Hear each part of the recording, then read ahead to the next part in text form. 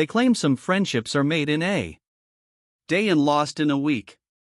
Then there are the ones that root themselves so silently, so naturally that, by the time you believe to look at them, they have grown into anything inexplicable by either man, without first laughing.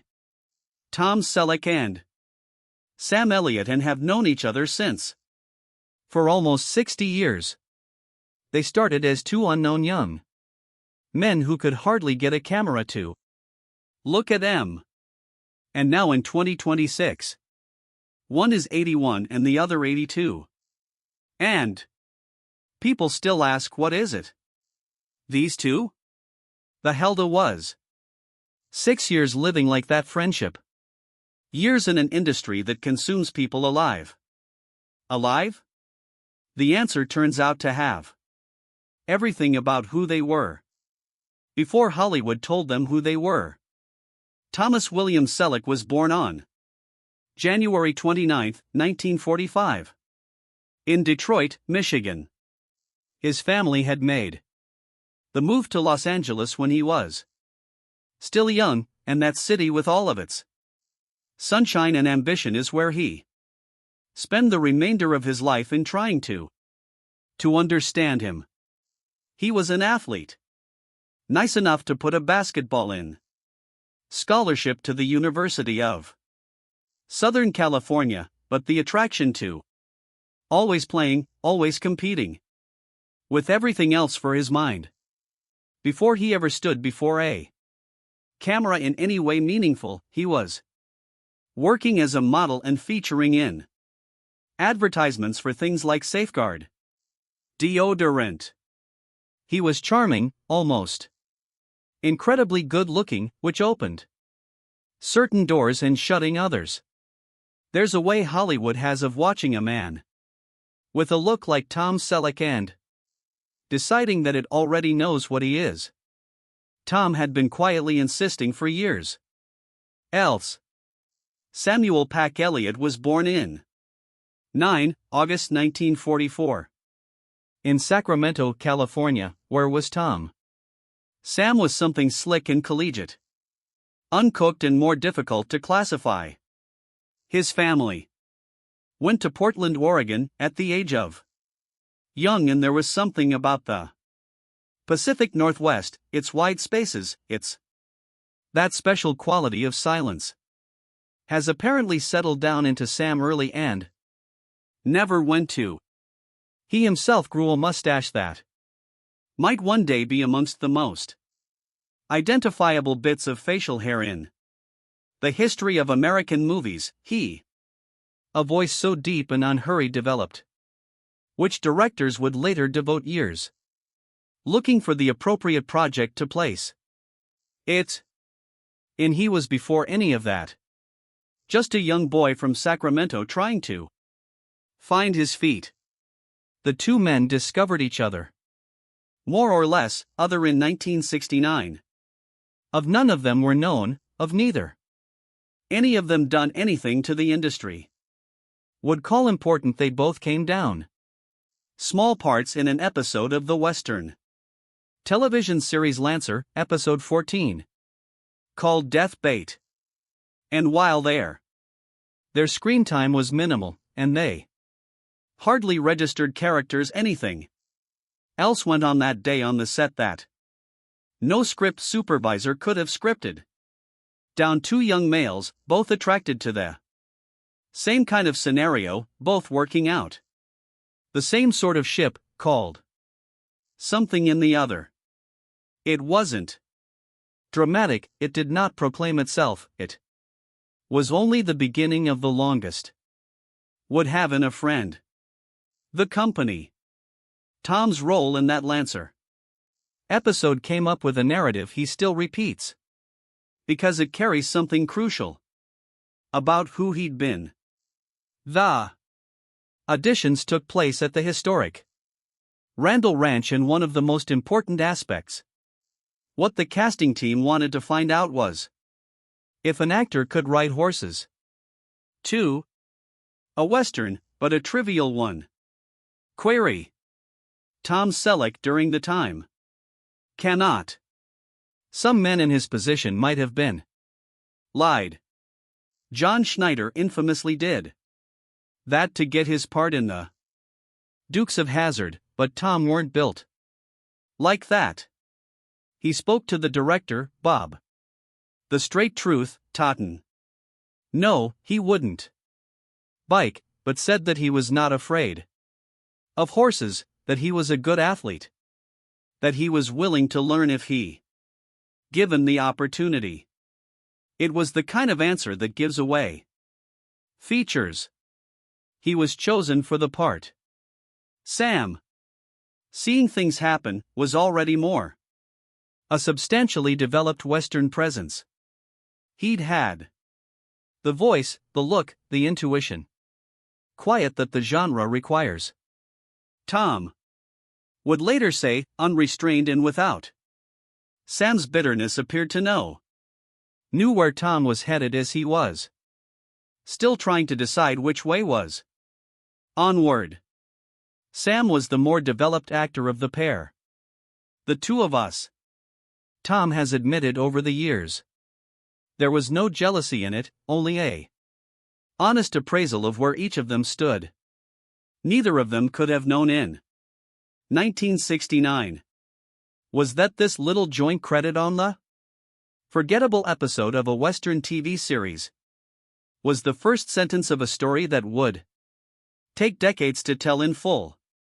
The 70s were nasty to Tom Selleck in ways that, looked at now, seemed to be almost absurdly unjust. Like many young able-bodied males, Tom was conscripted in his age group, the Vietnam War.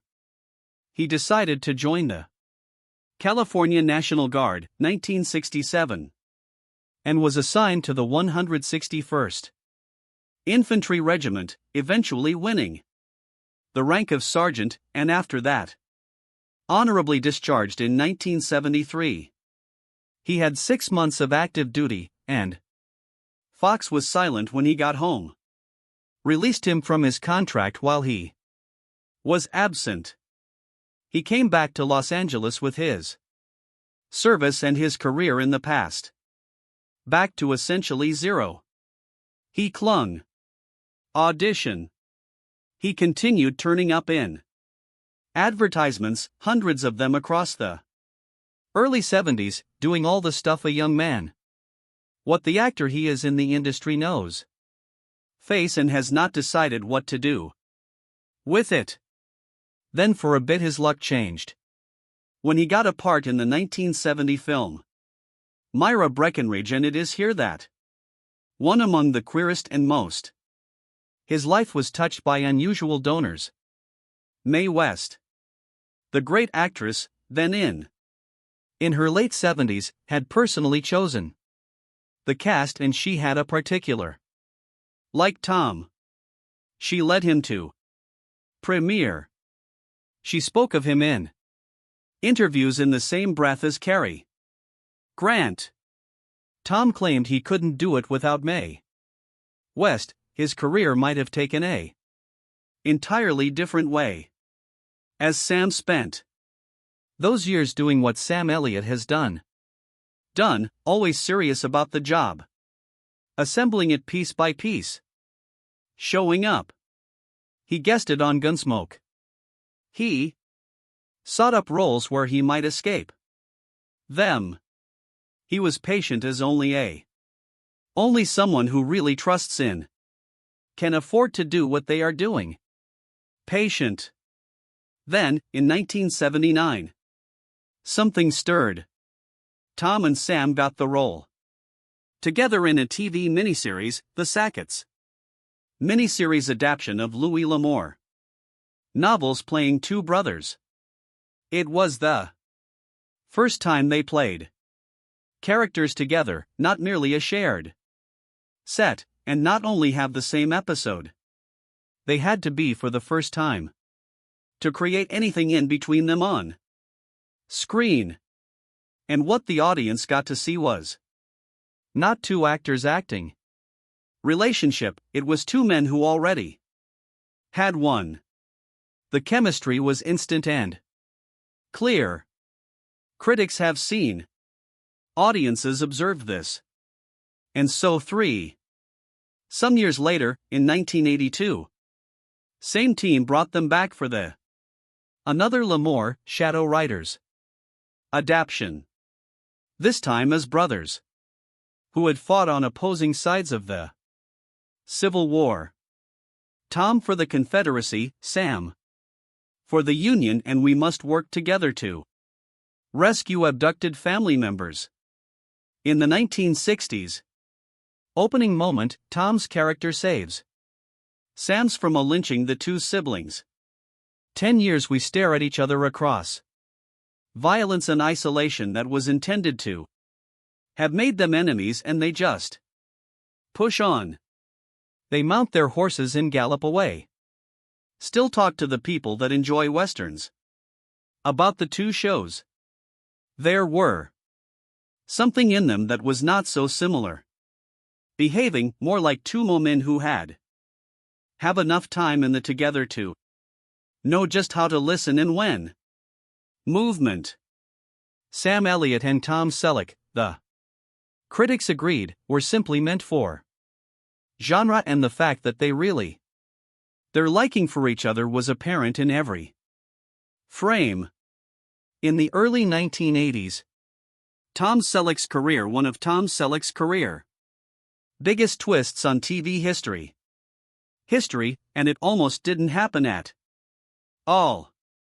He'd been Indiana Jones. He did get the job, but CBS held him to his Magnum P.I. contract, and Tom had to turn down the part that would end up with Harrison Ford and become the definition of action franchise. Decades. How similar Tom's narrative. Selleck has come near being Indiana Jones. Been said many times, but what is less attention is the special harshness of the timing. Tom was in Hawaii, waiting for the end of the writers' strike so that Magnum could get into production. Raiders of the Lost Ark was being shot near. He could have either. The first thing, the logistics would have been okay. The contracts did not. He later asserted he had made peace with it. If this is completely true as between Tom and some silent hours he runs. What is definitely true? That's Magnum P.I. turned out to be a solo of the decade's greatest roles in, on its own terms, charming personality and depth, and a mustache that was due to something about Sam Elliott's impact, if either would own up to it. The airing between 1980 and 1988. That turned Tom Selleck into one of the most faces known the globe over. He won a Golden Globe Award, he has an Emmy. He was made the pattern for a given type of manly warmth, skilled and witty, and not quite comfortable with being as good-looking though he was. In which years, he also came close to Baywatch. That had been presented to him as his own next TV show after Magnum wrapped. He died. The part went to David Hasselhoff. Tom got up and made movies instead.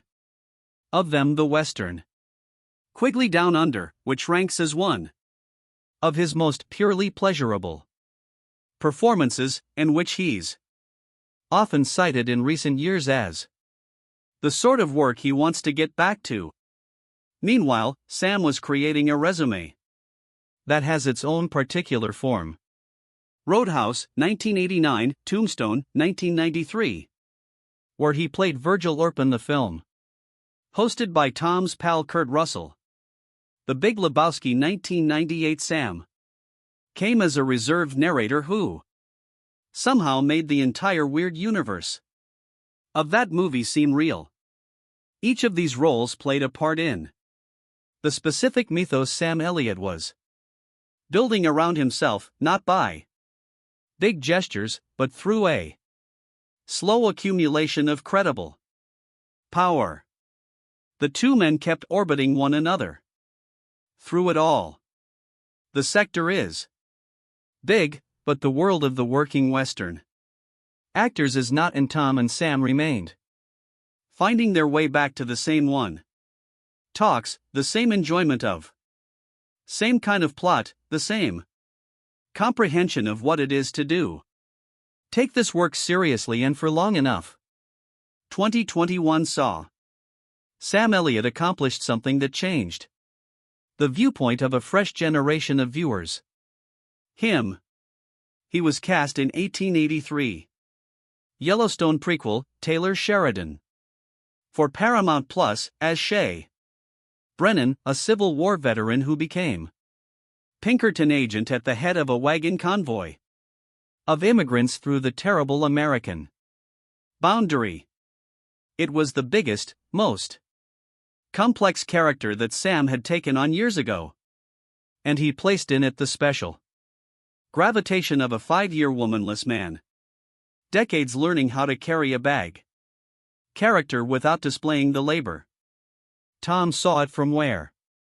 On Blue Bloods for 14 seasons. Playing the police commissioner underneath Frank Reagan, the venerable patriarch of a New York City police family. The two shows couldn't have been more distinct environment and tone, however, they instincts to play those roles. The characters were not so far apart. 2 men with experience, elder males, bearing the weight of the institutions they believing in. Tom told about Sam's work in 1883 with the enthusiasm of a certain someone who was not surprised at all but was pleased anyhow. Sam was wonderful in 1883. In late 2024, Tom told Parade, while Blue Bloods was about to enter its last episodes, Sam is always excellent. Long, far ago. He's a total love. I had love working with Sam. He stated so. The way. Simply. Without adornment. You mention a person when the love is so ancient and so solid it does not need to be decorated. The period of that statement is important.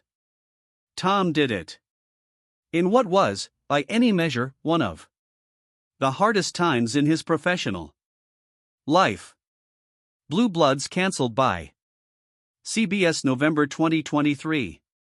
After approximately 314 seasons. Episodes, Tom had gone to war for the show. He had talked in public about his sharp words of frustration. For a man who likes to retain his views close. I will keep thinking that. He stated CBS will come to their senses. Third highest at once.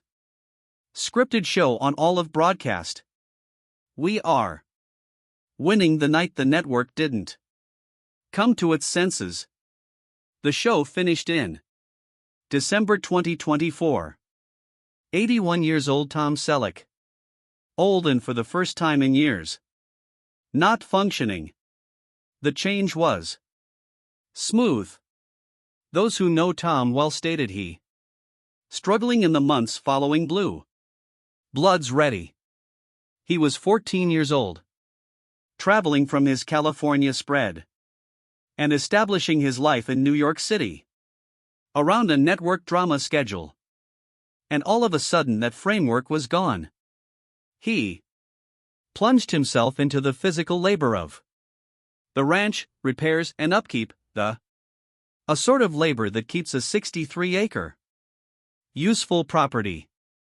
Family and friends began to worry. He worked himself hard in a way that didn't feel like rest. As those close to him would have it, he was very low. Sam Elliott called. Perhaps this is the most Tom and the same thing may have happened. No. An act of the state, not a declaration. Published by publicists. One elderly. A friend picking up the phone and receiving. To another because that is what you know someone to do. About 60 years and you can see they be needed. Sam had himself. Times of business uncertainty.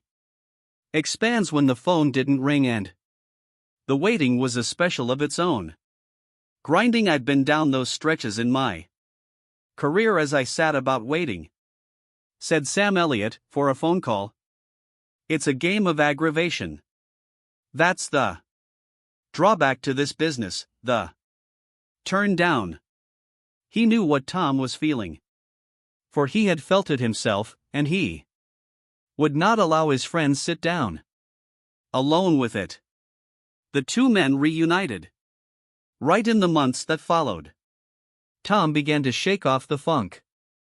Had signed with United Talent Agency and December 2025, a step that clearly sent signal to industry.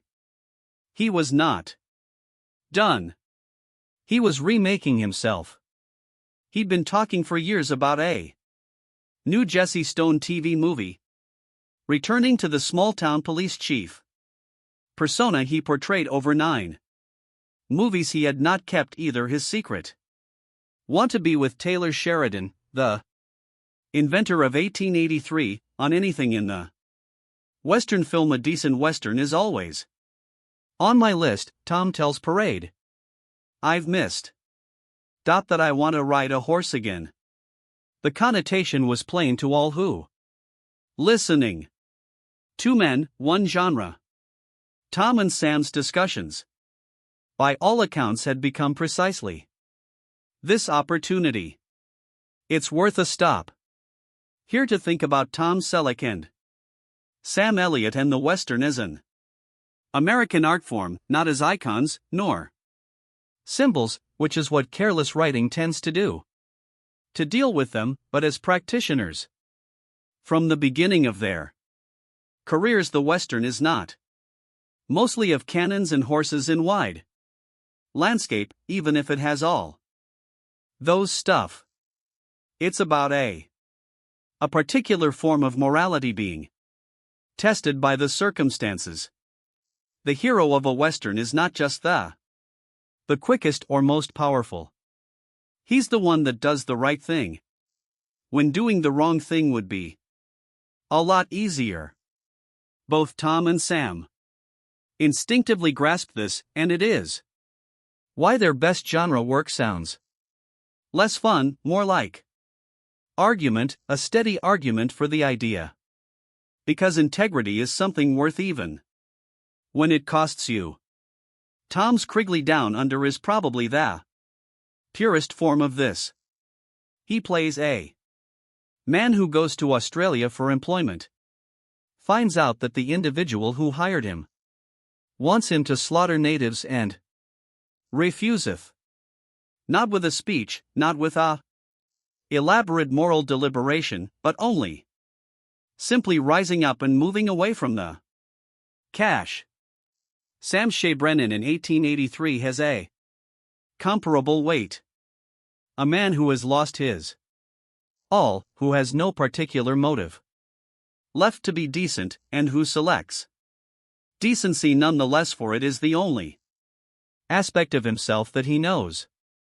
These are not random convergences. They are the consequence of two men who have spent all their grown-up lives thinking seriously about playing a good man, and discovered in each other someone who was thinking of the same stuff. Tom spoke about Sam with something near reverence in her description of the lucidity of his friend's imagination. That feeling Sam always seemed to possess of exactly what sort of actor he wanted to be. Sam had a far more coherent sense of where he was going with his life, Tom has said. It never came across as insecurity from Tom. It was the candid observation of a man who charted his own course more than roundabout and is very pleased that his friend called him more bluntly For his part, Tom has spoken about Sam in the unique warmth of someone who respects both the guy and his work. He married Catherine Ross in 1984. They had worked on a film shoot together once years ago, and they have together developed a life in Malibu that was a Hollywood standards are strikingly private and steady. Their daughter Cleo is a musical artist. Sam has noted that family and job are the two things that have always been. He structured his life and he doesn't see any reason to complicate it further. Set up. Tom, who's been married to Jilly Mack since 1987, fully understands this. The two guys based their lives around the ranches and their family and a level devotion to the task. They are, in ways that matter, kind of like people. Tom Selleck, 81, has finally spoken plainly and without limitation that he feels about Sam Elliott. It is complex. It doesn't require unpacking. It is what it always is. Been an elderly man companionship that got together in the beginning of everything and never quite released. Some things in Hollywood are made to last a season. Some things, it appears, last 6 decades.